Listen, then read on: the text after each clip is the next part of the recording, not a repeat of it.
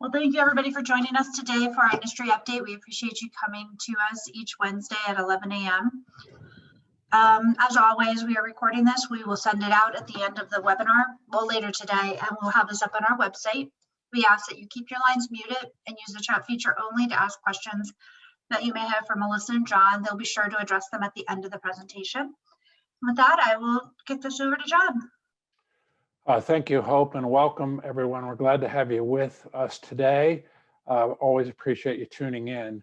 Well, as a reminder, today's information is designed for the use of our restaurant, hotel, travel and tourism friends, and other friends of PRLA, with the exception of the press. We're also friends of PRLA. If you're with the press, please check back with us at another time for an interview. Today's webinar is off the record. Thank you. And I should also point out that today's webinar is being sponsored by Food Shelter. Food Shelter is a public relations agency that's served PRLA's pro bono communications partner since 2018. Through the pandemic, they vastly strengthened the association's voice by drafting and distributing our time-sensitive info, securing interviews, and establishing innumerable results in multiple press outlets. As business starts to return, Food Shelter is offering its marketing expertise while giving back to the industry. With every new client that Food Shelter signs up, they're going to pledge 10% of the service fees to go directly to HARP, which is our Hospitality Assistance Response of Pennsylvania, that gets money directly to the hands of displaced hospitality workers. They recognize that and appreciate the true definition and nature of the word hospitality. I will also say that much of what we've been able to get accomplished, including things like getting the $25 billion Restaurant Revitalization Act included in the $1.9 trillion package that's being considered by the Senate, and like getting the $145 million grant dedicated exclusively in Pennsylvania, exclusively to hotels and restaurants, has to do with our efforts in the press to describe the plight of the industry. There's nobody alive today that doubts that we're the hardest hit industry, and largely because of the work that's been done, both through the work of PRLA with our the help of Food Shelter. So we thank them immensely for that, and we should all be appreciative of that work. With that, I'm happy today to turn over the webinar to Melissa Bova. Melissa, it's all yours. Hi, everyone. I have a lot to talk about today, so prepare yourselves. I hope everybody has coffee or wine or a Bloody Mary or some water. Let's jump right into federal. So a lot of things have changed over the past few days as it pertains to what's happening at the federal level and what we are referring to as the reconciliation package. The House I don't even know where to start. So let's start with step by step. The House passed a $1.9 trillion reconciliation package Friday and Saturday and sent it over to the Senate. The House included minimum wage in that reconciliation package. So they included a $15 minimum wage, elimination of the tipped wage. All of that was in that $1.9 trillion package. The parliamentarian, as I mentioned last week, who turned out to be the most powerful person in all of government, ruled on Saturday that minimum wage could not, or tipped wage could not be included in this package. So she essentially said, it doesn't have to do with the budget.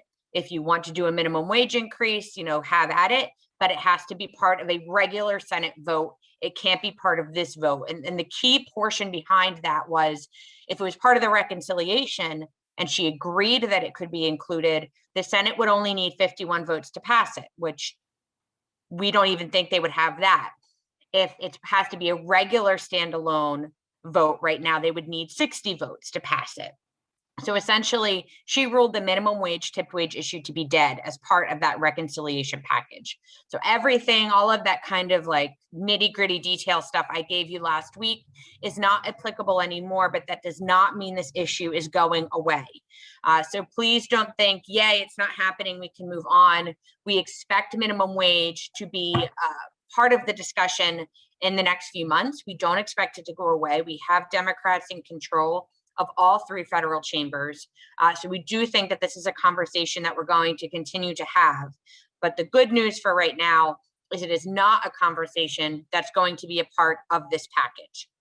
The Senate is hoping to work on their version of the bill And the hope is to have a final $1.9 trillion package to President Biden by the end of next week, beginning of the week after. So we're looking at kind of like 3/14 through St. Patrick's Day timeline to get this done.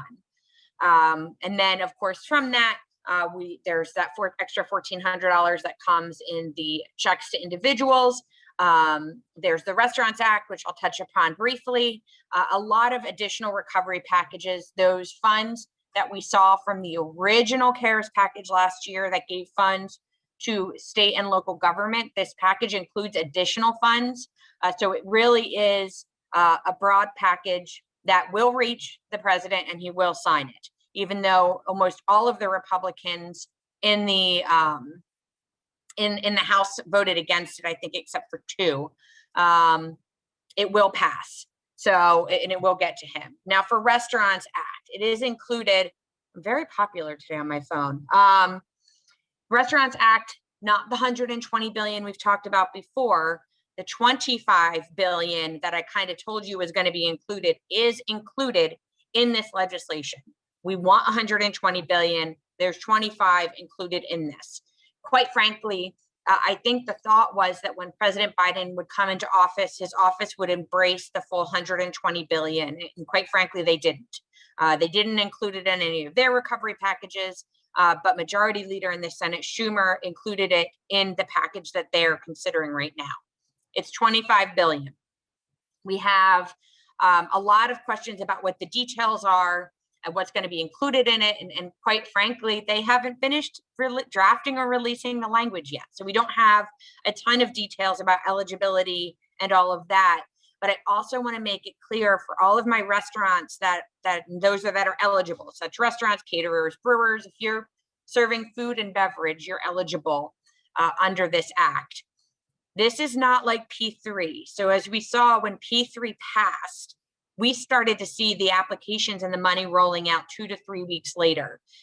As the National Restaurant Association said so well yesterday, the SBA is going to be running Restaurants Act, and the SBA only knows how to give out loans. They're not very good at grants, especially considering they haven't even done the grants for the shuttered venue grant program yet.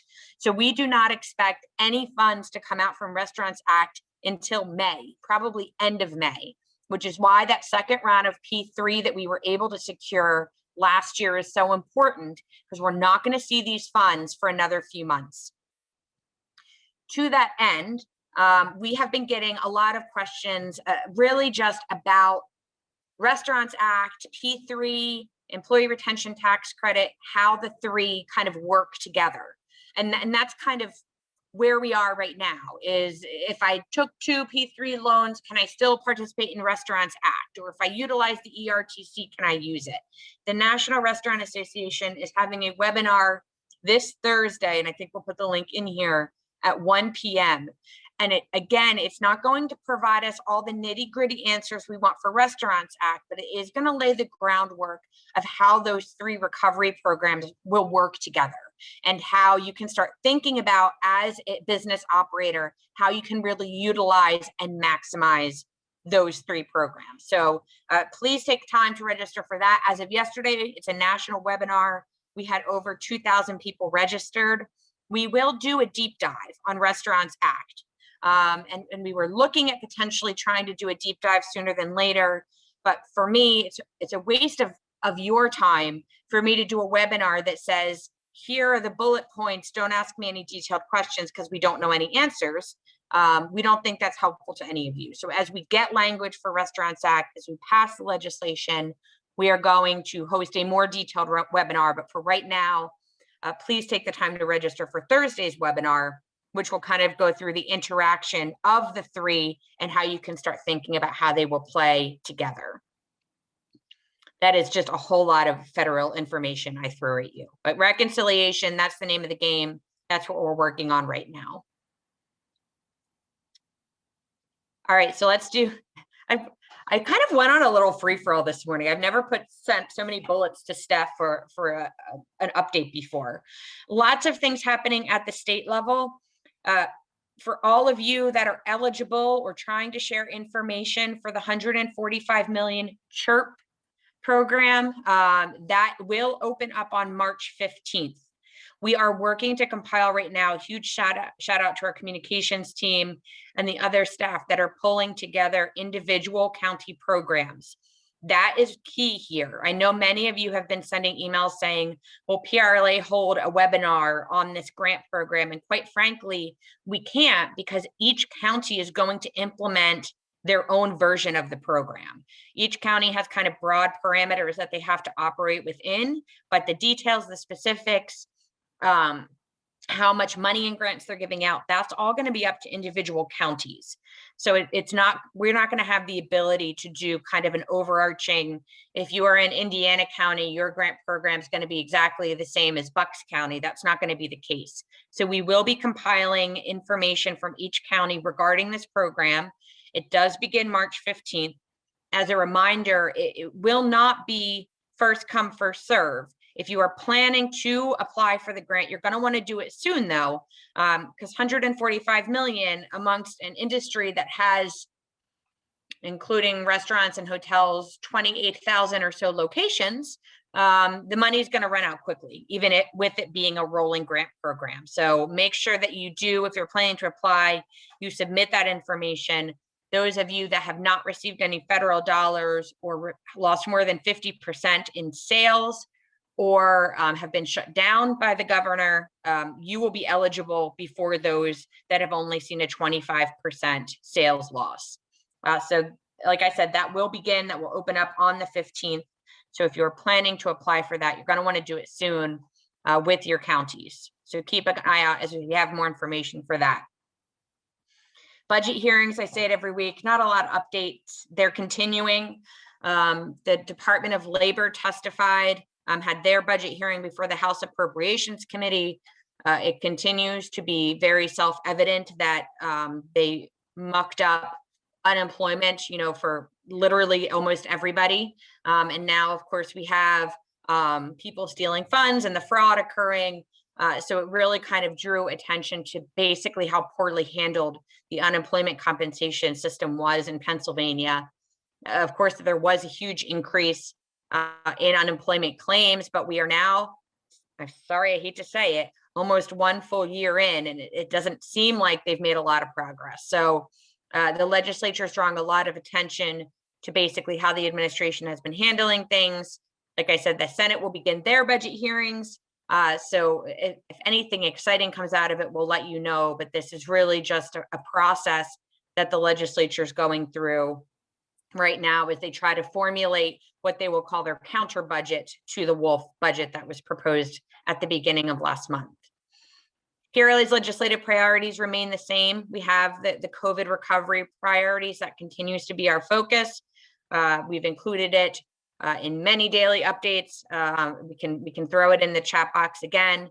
We continue to focus on those. We're continuing to gain traction on those priorities. To that end, I have mentioned to all of you before, we started having freshman roundtables. So we met with all of our newly elected, I think we have 2 more left, newly elected legislators to basically say, we're the PRLA and this is what we do. And this is the legislation we care about. And this is why you should care too. And they've gone really well. Since that, we have begun our legislator roundtables. And that is literally where we're meeting with everybody else within the legislature. So we had 40 new legislators. Now we're meeting with the other 175 that are not part of that group. Yesterday, we did have Western Chapters Roundtable. Awesome turnout. I think we had over 80 people on that, about 35 of them being legislators, state reps and state senators. These roundtables are crucial in terms of making sure that we are front of mind. These roundtables are also the first time we're seeing some of those legislators that maybe haven't supported the PRLA and our priorities, cough, cough, not put up an override vote for 2513.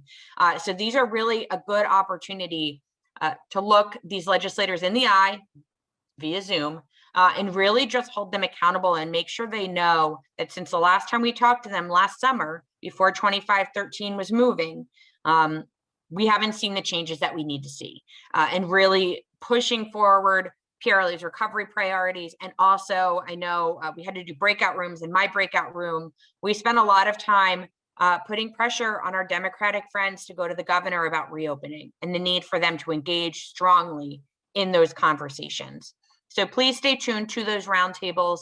They're easy. The legislators want to hear from you. They know how powerful we are. We have such a strong voice, unfortunately, because of COVID, but we need to maximize it and continue to use it moving forward. So please, as you see those in the daily updates, as we post those links, they'll be running throughout the year as your chapter roundtables come up. Please make sure you register for it. And the Western chapter Zoom that took place yesterday was recorded because Heidi ran it, which means she recorded it. If I was doing it, I always forget. So it was recorded. And I'm sure Heidi can get it over to anybody who's interested.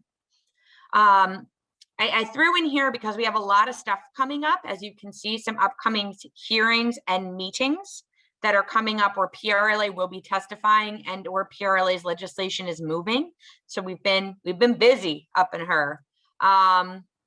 Today at 1:30 p.m., the House Majority Policy Committee, two of PRLA's members are testifying there about how the governor's budget proposal would impact their business, with a specific focus on the governor's push for a $15 minimum wage, elimination of the tipped wage, and how his proposal for tax increases would impact those small businesses that are operating in the Commonwealth. That's at 1:30 today. Next week at 10 a.m., the House Labor and Industry Committee is having a hearing. That hearing is going to be on unemployment compensation and what a nightmare it has been for many of you on the employer side, but most especially the employee side. So the focus of that hearing is for us to draw attention to how our industry has really struggled through that system since COVID began. 3:15, I see I'm going way ahead.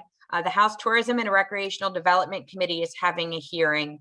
This one PRLA did request it, so huge thanks to Chairman Millard for scheduling the hearing and Minority Chairwoman Daly for scheduling this. We've seen PRLA testify a lot of times, and our members testify a lot of time about the restaurant impact COVID has had. That seems to be, there's naturally a lot of restaurants in the state, and that seems to have been a bit of the focus. This hearing is really looking at the broader impact on the tourism industry. So we have somebody from the movie theater associations testifying, an amusement park is testifying, and then for PRLA, we have one of our resort properties and our DMO community will be testifying at that to just really draw attention that while mitigation has impacted restaurants probably more than any other, it's really trickled down to the rest of the tourism industry as well. So that hearing is the 15th. And then on the 16th, that's when I mentioned this last week, more information to come. A number of PRLA's liquor license priorities are going to be moving forward out of committee on March 16th. So there's a lot happening right now. I know when I did state updates the past 3 or 4 weeks, I was like, budget hearings, ... I have nothing else to tell you. But as you can see, we're gearing up and have a lot of activity that are coming at us in terms of legislative action. And those roundtables are key in that. Statewide mitigation, I didn't warn him. John, did you want to provide an overview of PRLA's meeting with the governor's office, or do you want me to do it? I'd be happy to do it, Melissa. I'll give you a break on this one. So last Wednesday after our webinar, so that's why you're hearing about it for the first time right now, the PRLA team that included Chairman Bill Kovalevsky, immediate past Chairman Jim Friss, and Melissa and me, met with what we call the governor's team, which are those that are most involved in the actual day-to-day creation and execution of orders of mitigation that affect our industry. We've met with them periodically since last April. And between last April and July 15th, we met with them regularly. We worked with them very closely on the establishment of the safe and sensible green reopening standards. And then as of July 15th, as you know, they moved away from their own safe and sensible green reopening standards to more draconian standards. And the meetings since that time have been less positive and more one way. And I will say that this, I'll start by saying this was the most positive meeting we've had in a long time. And it was a very hopeful meeting, and they actually seemed to want to have a dialogue about how to get the industry reopened back at safe and sensible levels. The outcome of it wasn't clearly as great as we would have liked it. It was very much baby steps. We had wanted to do, and I know this is all old news to you, our specific ask was get bar seating back in restaurants. We know that restaurants can't get to 50% occupancy, most of them without the bar seating, remove the alcohol curfew, and remove the requirement to serve a meal with a drink. And then to get private event capacities back up to a reasonable level, which we thought was the 50% we were at in the safe and sensible green reopening phase that we were in last year. So those were the main things that we were focused on, and the outcome, and then also to determine what would happen on St. Patrick's Day. We were assured through the meeting, and it looks like that's going to hold, that there were no plans for any further mitigation on St. Patrick's Day. When ultimately the decision was made and to come out with the announcement that they did, they said that their concern was that the CDC had issued guidance that states should not provide any relief of their mitigation quite yet. It was too soon. They ought to wait at least until the end of the month. That's exactly what we were told. Now, obviously, many other states aren't listening to that because there was some pretty major announcements yesterday about what other states are doing. So the outcome of it was, in the March 1st announcement, was that the state of Pennsylvania is, number one, removing the travel ban into the state. This is significant. It may not seem significant, but it is from a standpoint of most any business in the state, including hotels, restaurants, and travel and tourism, because it was very difficult to travel into Pennsylvania in the past. In fact, technically you couldn't without quarantining or having a test. And it was also very difficult for your workers that left the state to go away on for the weekend to come back into work legally. So that the lifting of the travel ban was not something that was the top of our list, but it was something that was really important. And then the other two changes were relatively minor. It was an increase of the indoor capacity from 10% to 15%. We had asked them for 50% with a possible compromise of 35%. We got to 15%, and the outdoor capacity to 20%. Now, there is another aspect to both of those that is important, is that the cap was removed, so that if you have a massive indoor space, you could get to a higher level than you would have been able to get before, even at 15%. And the same with outdoor events. The cap was removed from outdoor events. So that's what happened. We also agreed that we needed to consider more, we need to continue more productive and regular meetings like the one we felt like we were engaged with last week. And consequently, those are going to be scheduled on a regular basis. There is no promise as to what's going to happen next.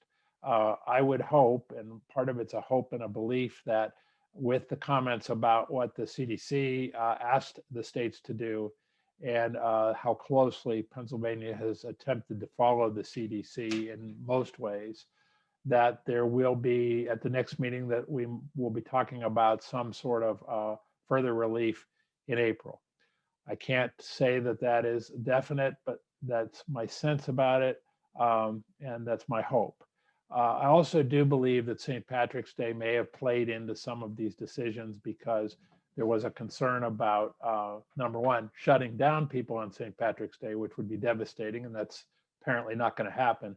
But there was also a concern about relaxing standards before St. Patrick's Day. So that's the sense of what the meeting was about and a bit of the outcome from it.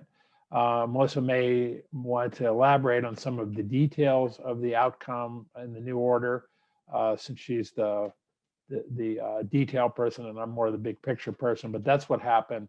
And again, if there's any reason to be hopeful, the tone was definitely more hopeful than it's been in a long time. We're continuing our efforts to highlight the devastation to the industry, not only to get it reopened, as Melissa already commented on earlier, but also because of the significant financial aid that our industry needs. So that's my sense of what happened and my takeaways. We did caucus with both Bill and Jim afterwards, and I think we all felt about the same way about the meeting. Hopeful about the meeting, not excited about the outcome. Melissa? Thanks, John. Yeah, I think you covered it well. The governor's office wants to continue to meet. We are pushing hard to get more restrictions lifted. 100%. I mean, we made a run at trying to get open before St. Patrick's Day, and their response was, "We're not." But like I said, the governor did make a comment in his press conference yesterday, that they're talking about it. For me, I think they've been talking for 3 months too long, but they are, like I said, they did tell me specifically that this is a conversation they want to revisit at the end of the month. So I think we will continue to see forward movement. I think capacities, we will see forward movement. I think for everything else, we're going to have to see forward movement, but we should have more over the coming weeks. As I've been joking with a few people, I know 10 to 15% indoor for my wedding friends. You can now add 1.5 more people to your capacity, but it is movement, and we'll continue to push. And I know for those of you that are sports fans, just the fact that you could have an opportunity to go see your favorite sports team, I know that's been important as well. But it did feel, I think, the announcement this week felt like a move for maybe the major sports teams with the outdoor stadiums. And we certainly hope that the next announcement will go a step further than that. Local updates. My friends in Philadelphia. I think we already plugged this regarding the announcement from Philadelphia yesterday. As is typical, they said we're going to align with the state, but then said actually not really. They have increased their stadium limits to 20%. There is a bit of contradiction coming from the state for Philadelphia's Department of Health. There, we have an email communication that occurred where they said that if you are a venue, you could have 15% capacity if there's no food or beverage whatsoever. So we are looking to confirm that. If you can have a get together in an event space, as long as there's no food and beverage. They have not been clear to us on it. And quite frankly, I think whenever Ben or I ask a question, it takes them a week to figure out the answer anyway. So we're looking to get some more information on that for Philadelphia, but they have aligned, at least for the outdoor events, to that 20%, and potentially indoor events, how that will work. Once we get more information, it'll go in the daily update. There is a resolution that is expected to be filed in Philadelphia City Council tomorrow, specific to the Philadelphia restaurant guidance and how difficult that has been for the industry with the new HVAC standards, the lack of applications, the lack of being realistic with those standards. So a resolution will be filed. We anticipate tomorrow within City Council to ask for hearings to really publicly draw attention to how the process went and how essentially we don't feel that it went well. So that's going to happen in Philadelphia tomorrow. For my Philadelphia friends specifically, we will be reaching out because we are likely going to need you all to start engaging on emergency paid leave, which was voted out of committee unanimously yesterday. Many of you are familiar with the emergency paid leave. It passed last year. We were able to obtain what we called the Families First exemption. So if you offered paid leave under Families First, you did not have to offer additional leave. The bill as it is written right now says, I don't want to get too in the weeds. The original bill that sunset on December 31st provided 80 hours of paid leave. And we basically said, if you give 80 hours of paid leave via Families First, you don't have to do anything more. You can utilize Families First. This new bill gives another 80 hours. It still allows you to use Families First, but this new bill for my Philadelphia friends, if you have an employee that used 80 hours in November of 2020, they had to quarantine, you paid them 80 hours, you took the Families First tax credit, that same employee comes to you in March of 2021 and says, I need to quarantine for 2 weeks again, you will need to pay them another 80 hours out of your pocket. So the exemption no longer applies in the bill as it's written right now. So everybody who is able, if you have any employees that utilize the Family First or you utilized it to provide them family leave in emergency leave in 2020, you will no longer be able to utilize that in 2021, you'll have to pay 80 hours of paid leave out of pocket. We have a lot of concerns with this. Nowhere in the country has basically tacked on an additional 80 hours of paid leave on top of an original 80 hours. So we're looking at kind of 160 hours all in. We have not gotten a lot of traction with this with council. So if this is an issue, we think it is, especially there is a cap. It does apply for those with 50 employees or more, which I think they're looking to carve out a lot of the smaller restaurants. But for those of you in the industry, as we start to reopen, as you get to 50% capacity, as you expand your outdoor seating areas, you're going to have above 50 employees, and this will trigger as soon as you hit that. So if you have concerns, please shoot me a note or Ben a note. Stay tuned for updates. We're really going to have to engage with all of City Council if this is something that is a concern for all of you. If it's not, let me know that too, because the last thing I need is another issue on my plate. I think it's an issue, but if it's not, please let me know that as well, because we won't waste as much political capital on something if it's not a concern for the industry. Allegheny County paid sick leave is probably going to come out of committee today, not through all of City Council. So stay tuned for updates on that. As I mentioned before, the paid sick leave in Allegheny County is expected to mirror Pittsburgh City's paid leave, and it's not supposed to take effect until after COVID. So just an FYI, every time I've mentioned that it's been an FYI, but just wanted to flag it that it is probably going to start moving through the Allegheny County legislative process over the next week or two. And with that, I think I can ship it over to Hope, and I will shut up. And I think Ben just overloaded the chat with every link under the sun. So I don't think I have a lot of questions yet. Yeah, I don't know. I would take a look at him, but he's answering some questions too. I think Ben did put this in there, but on our website, chapter meetings are being posted. You can register, get the Zoom links. Please join us at these chapter meetings. Heidi is setting up some speakers to come in to talk about local things. So we are trying to make them dynamic and provide you with an opportunity with networking with people in your local areas. We will be hosting a webinar tomorrow about the ERTC, the Employee Retention Credit. It's going to be presented by EF Cost Recovery. They are going to be discussing how they can help with simplifying this process and help you through the process. But please remember, this is something you can do on your own.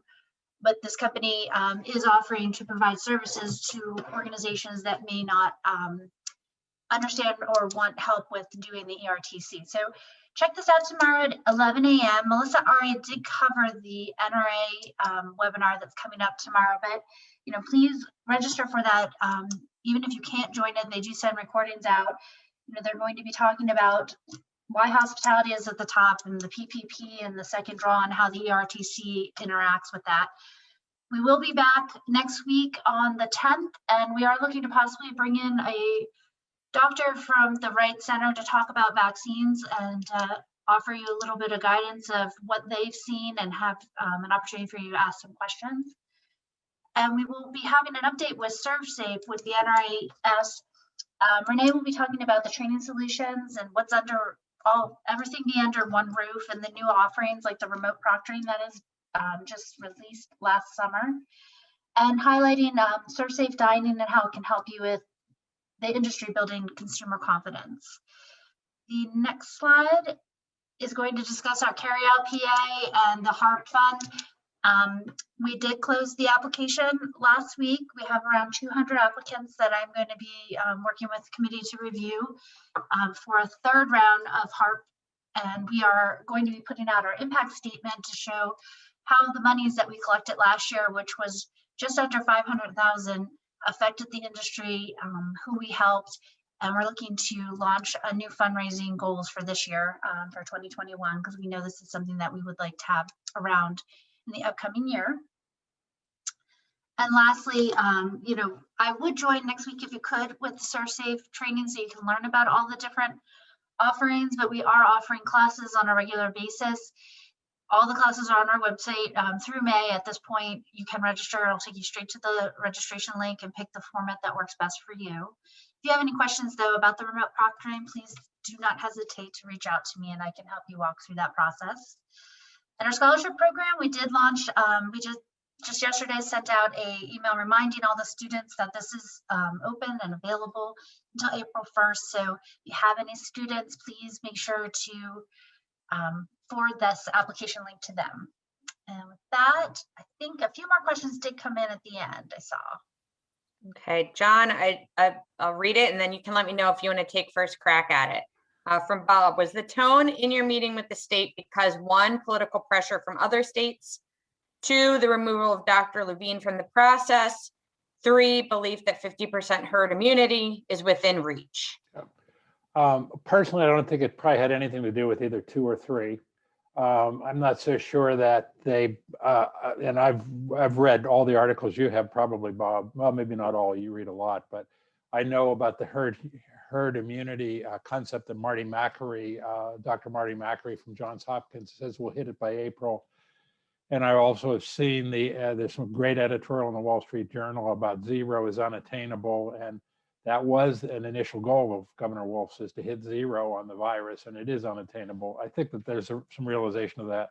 I think the real answer to the question, Bob, is that the work that everybody on this call that's been so engaged with this effort and across the state that Melissa and the rest of our team has helped to organize, but you have carried out to get to legislators and let them know how important this industry is and how, and there's one phrase that we're hearing all legislators say now that we coined: there's not enough money in the state to save this industry unless we can get reopened. We're hearing that across the board. And when you have a unanimous vote at the Senate and the House in the state to dedicate $145 million that the governor wanted to dedicate to all small businesses, just to restaurants and hotels, they're hearing you talk about how severe the problem is and how the only solution is that we get back open again. I think it's the grassroots effort of the restaurant and hotel people and travel and tourism people across the state to get this message across that that has made the difference. And it's not just in Pennsylvania, it's nationwide now. You hear every newscast you have where they're talking about COVID, they're highlighting the restaurant industry and the hotel industry, but mostly restaurants as the hardest hit. The $25 billion, even though it's 25, not 120, in the Restaurant Revitalization Act, no one ever thought that that would ever get to become legislation.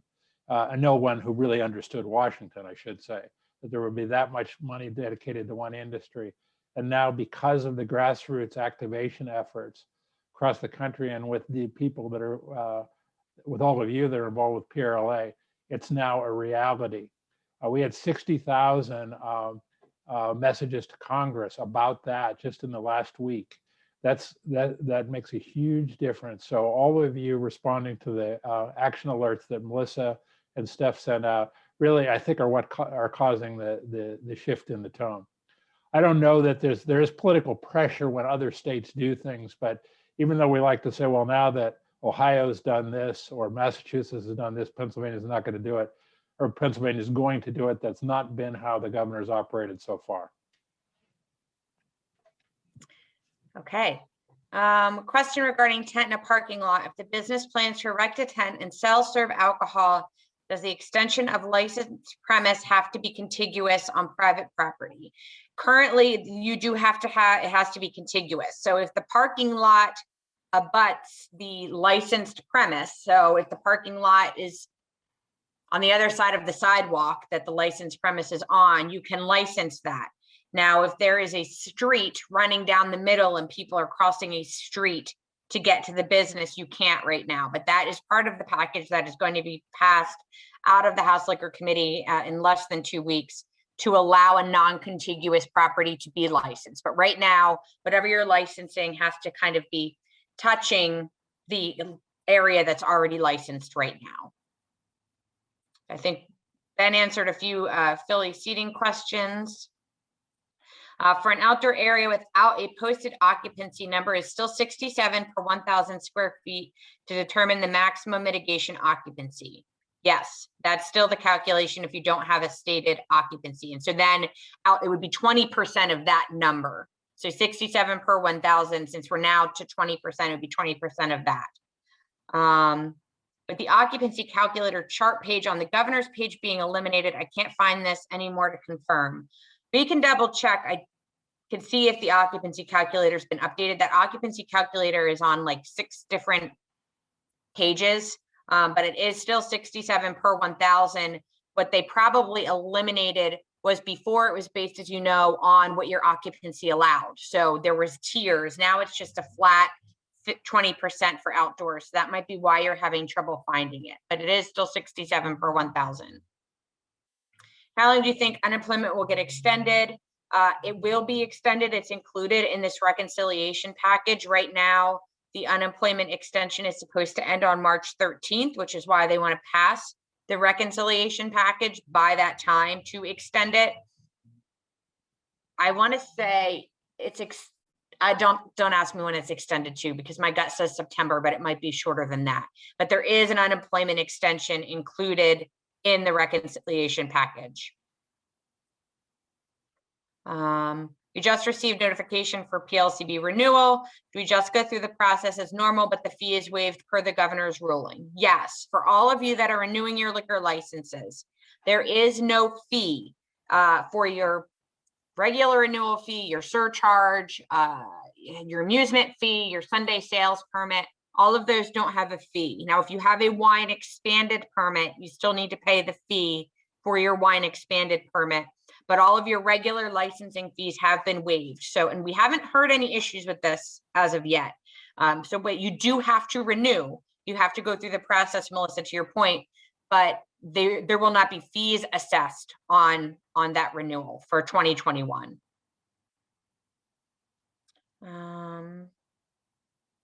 Tomorrow's webinar at 1 p.m. East Coast. It is 1 p.m. The webinar, there's 2. That's probably where you got confused. So let me clarify. There's 2 webinars tomorrow. The 11 a.m. is a PRLA webinar with a company that can offer businesses assistance with the employee retention tax credit. So they're going to talk through how they can help you with that if you don't want to do it. To that end, for the employee retention tax credit, it's done in a way to allow you to do it. So this company will help you with it. They're going to charge you for it. So that's the 11 a.m. webinar to talk through how this company can help you if you don't have the time to do the ERTC on your own. And it comes with a cost, but that's going to be the 11 a.m. webinar. 1 p.m. East Coast time is the National Restaurant Association webinar that kind of does that overview of how P3, ERTC, and Restaurants Act all work together. Sorry, as soon as I saw that 11 a.m. webinar, I realized. Okay, I think. All right. Any update on moving the restaurant industry specifically to phase 1B to qualify for the vaccine? If not, assuming workers could qualify under the category of food and agricultural workers umbrella. No. So you can see if you look at it, which Denise, to your point, the food and agricultural worker umbrella under 1B, those are people working in food processing plants. Those are grocery store workers. They're in 1B. Restaurant food service workers, which is our industry, remain in 1C. So, and that is a CDC situation, which clearly the CDC has not been so much on our side lately. They have restaurant workers, and now hotel workers are in 1C officially with restaurant workers. But the 1B in Pennsylvania only applies to kind of food processing and grocery store. Restaurant and hotel workers are in 1C. Unless the CDC moves us, which at this point I don't really expect them to do, we are going to stay in 1C. Yeah, and Denise, if you're hearing from other states that their restaurant workers are on 1B, the states don't have to comply with the CDC recommendation, but Pennsylvania has determined that they will. And we've specifically asked about this on numerous occasions, getting them moved up to 1B. And they said they're going to stick with the CDC recommendation, even though many other states have moved restaurant workers up to 1B. Thank you, Michael, for the thank you. Okay, so that Well, some people, there have been some issues with fees up front, but yes, the LCB, if they collect a fee, they will reimburse you. That was more of an issue, I think, last year. But let me know if they're still trying to take fees up front right now. That was kind of a November, December issue. So if there's still people that are getting assessed fees, let us know, because they should not be assessing any fees right now. Last year we had to pay a fee to extend our license to our parking lot. When we apply this year, there'll be a fee. So Kevin, you're bringing up back bad memories. So there's two things under the LCB for a PLCB plus when you go in to extend your license. And this caused an issue for a lot of people. There was the regular extension of premise that I believe came with a $500 or $600 fee. Then there was the emergency extension of premise, and that does not come with a fee. So if you have not extended and you want to extend, make sure you are going down to the emergency extension of premise line, not the regular extension of premise. So that's where people were getting assessed fees. If you were assessed a fee, reach out. They will reimburse you for it. But that was a big issue we had last year when this first started. So if you are extending your premise, go to emergency extension, not the regular extension. I think I'm nearing the end. I wanted to mention one thing because I saw two comments about open positions. We do have a job board listed on our website under the news and resources section, and you can post positions there. And we have been doing some advertising to the students and to the schools and putting it out there that it is available for looking for work. So definitely check that out on our website. If you have any questions, you can reach out to Eric Adams or myself, and we can help you through that process. But just a little FYI. And with that, I think the website tomorrow, the 1 p.m., usually the National Restaurant Association will record their webinars and send them out to the individuals that are registered for it. So definitely get your name in there with your email so that you can get that recording. Yes, if you don't register for the 1 o'clock meeting, you won't get the recording. So even if you can't make the 1 p.m., make sure you register, and then you will get emailed the recording from the NRA. And the emergency extension of premise is only for use during the emergency order. Actually, I might go down a bit of a rabbit hole. Yes, Allison, to that point, a lot of the things that we have right now are for the length of the emergency order, which means that I'm going to be pulling my hair out, and I'll be fine with it. But if this May primary vote to rescind the governor's ability to declare an emergency order and the legislature takes it away from him, everything that we have right now that's because of the emergency declaration goes away. So we're going to have to work through all of that. But as long as we are under an emergency, state of emergency in PA relating to COVID, the emergency extension continues to exist. Thank you for the thank you. Yes. So if the emergency, and I mean the LCB, essentially the emergency extension was an LCB decision. It wasn't actually a legislative action, but they based that on the emergency declaration. So if the emergency declaration goes away, we'll probably have to move legislation pretty quickly to continue to extend that ability. I think the assumption was the emergency declaration wasn't going to go away anytime soon, but we find ourselves in a different place, at least depending on how things go in May. What's the general PLCB lead time on processing the non-emergency extension of premise? They'll turn it around almost as quickly. Probably now that they're kind of back at work, you'll get that turned around in 2 or 3 days regarding the non-emergency extension of premise. They will turn it around quickly as long as they get the information that they need from all of you. Again, that does come with a cost.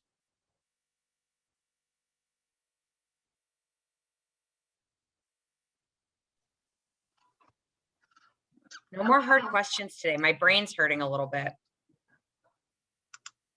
One more. Oh, Chris, I knew you were going to ask that question. Oh, I literally have had numerous debates with people about this. We don't know.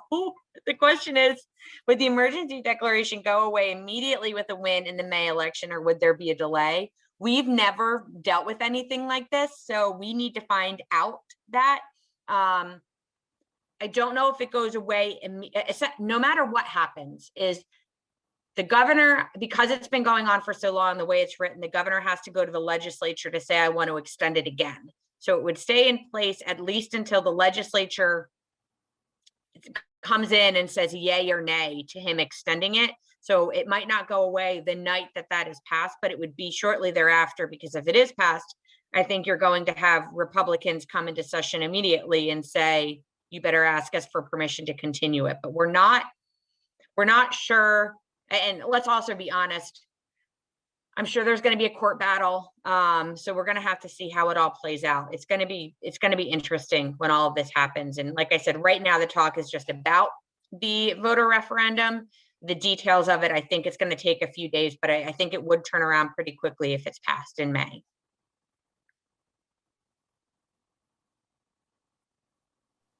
But it's funny, I literally have been having debates with people about that. I don't know. I feel like I want to cut this off before somebody asks me another hard question. That's what I was just going to say. I think we should cut our losses, cut and run. Thank you, everybody, for joining us today. As I said, we are going to be having someone from the Right Center next week to talk about vaccines. And if you have any questions, you'll be able to submit them through the question features when you register for the webinar. We will send this recording out. And as always, thanks Melissa and John and Eric for running this, and everybody enjoy the warm weather today and stay safe. Thank you all. Thanks, Melissa. Bye, everyone. Oh.